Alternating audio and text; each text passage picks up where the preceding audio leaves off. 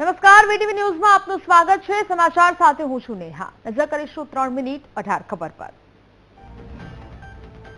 મહેસાણાના ઊંઝા માર્કેટમાં જીરાની મબલક આવક, એક જ દિવસમાં 12,000 બોરીની આવક, 3,750 સુધી બોલાયો ભાવ, ખેડૂતોમાં ખુશી।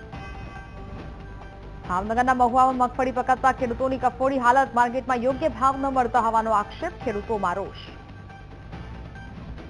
બનાસકાંઠામાં કેનાલમાં ઉદ્ઘાટનમાં પ્રથમ ગ્રાન્સમ અક્ષિકા, ઉદ્ઘાટન થાય તે પહેલા જ કેનાલમાં ભ્રષ્ટાચારનું ગાબડું, દેવપુરાથી સુઈગામની કેનાલ તૂટતા ખેડૂતોમાં આક્રોશ। મોરબીના હળવદમાં રાયસંગપુર કેનાલમાં ભ્રષ્ટાચારનું ગાબડું, આસપાસના ખેતરમાં ફરી વળ્યા કેનાલના પાણી, ખેડૂતોને નુકસાન।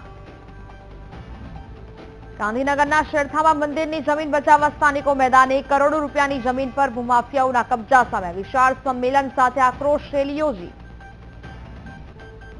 જૂનાગઢના સક્કરબાગ ઝૂમાં પ્રાણીઓની સુરક્ષામાં ચૂક, પ્રતિબંધ છતાં 2 યુવાનોએ વિડીયો બનાવી કરી વાઘની પજવણી, વન વિભાગની વિડીયો મુદ્દે તપાસ। ખાણીપીણીના શોખીન સાવધાન, આણંદના કરમસદમાં આરોગ્ય વિભાગના ગોલોપ્સ ફૂડ પ્લાઝામાં દરોડા, જગદીશ ફરસાણ અને હેલોપ્સ એકમોને ફટકારાયો છે દંડ। કરમસદમાં સંયુક્ત હોટલમાં આરોગ્ય વિભાગની કાર્યવાહી, વાસી ફૂડ મળી આવતા સંયુક્ત હોટલને કરવામાં આવી છે સીલ। વડોદરાના એલવીપી ગરબામાં બિન હિન્દુને પ્લેયર પાસ ઇસ્યુ કરાતા વિવાદ, મહારાણી રાધિકા રાજે ગાયકવાડે કર્યું છે આયોજન, હિન્દુ સમાજમાં રોષ। વડોદરામાં ડોમિનોઝ પિઝા રેસ્ટોરન્ટમાં મારામારી, અસામાજિક તત્વો મેનેજર કર્મચારીઓને માર માર્યો, વાહનોમાં પણ કરી છે તોડફોડ। ગાંધીનગરની અંબાપુર કેનાલ પાસે હત્યાના કેસમાં મળ્યું આરોપીનું પગેરું, સીસીટીવીમાં દેખાયો એક બાઇક ચાલક, શંકાસ્પદ આરોપી પર લૂંટ અને મારામારીનો છે આક્ષેપ। ખેડાના કપડવંજમાં યુવકોના શંકાસ્પદ મૃતદેહ મળવા મુદ્દે મોટો ખુલાસો, બંને યુવકના વીજ કરંટથી મોત થયાનો ઘટસ્ફોટ।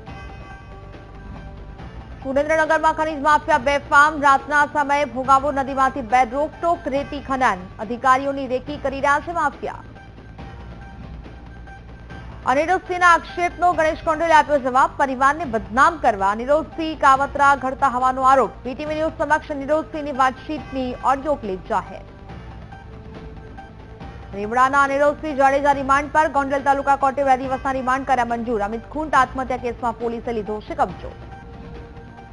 અમિત ખૂંટ આત્મહત્યા કેસમાં આરોપી રાજદીપસિંહને પકડવામાં પોલીસ નિષ્ફળ, 4 મહિના પછી પણ પોલીસ રાજદીપસિંહને નથી પકડી શકી।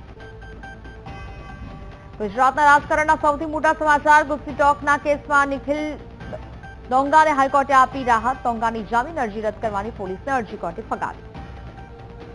મંત્રીમંડળના વિસ્તરણ પહેલા અલ્પેશ ઠાકોરનું ગાંધીનગરમાં શક્તિ પ્રદર્શન, અલ્પેશ ઠાકોરે બોલાવી ઠાકોર સેનાની માર્ગદર્શક બેઠક, મંત્રીમંડળમાં ઠાકોર સમાજને નેતૃત્વ પડે તેવી માંગ।